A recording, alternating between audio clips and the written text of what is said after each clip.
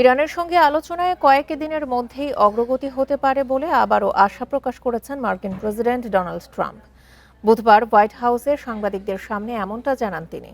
এদিকে যুক্তরাষ্ট্রের সঙ্গে আলোচনায় কোনো অগ্রগতি হয়নি বলে সাফ জানিয়েছেন ইরানের পররাষ্ট্রমন্ত্রী আব্বাস আরাকচি।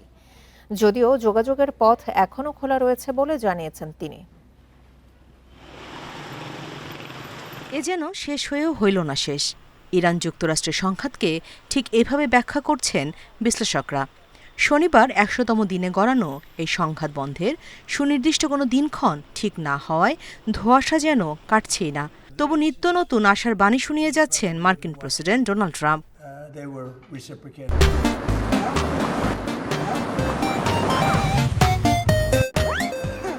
বুধবার হোয়াইট হাউসে সাংবাদিকদের সামনে ট্রাম্প জানান, ইরানের সঙ্গে আলোচনায় কয়েকদিনের মধ্যেই অগ্রগতি হতে পারে বলে আশা করছেন তিনি।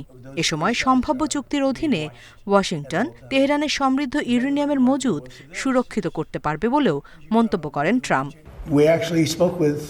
আমরা ভিন্ন একটি কারণে কঠোর পদক্ষেপ নিয়েছিলাম, তাই ইরানও তার পাল্টা জবাব দিচ্ছিল। আমি শুনছি আলোচনাটি বেশ ভালোভাবেই এগোচ্ছে, খুবই ভালোভাবে। যদি তাই হয় তাহলে এই সপ্তাহের শেষেই চুক্তিতে পৌঁছানো যেতে পারে। এছাড়াও ইসরায়েল ও হিজবুল্লাহ সংঘাতের মতো অন্যান্য আঞ্চলিক উত্তেজনা ইরানের সঙ্গে চলমান আলোচনার বাইরে রাখার চেষ্টা করা হচ্ছে বলেও জানান তিনি।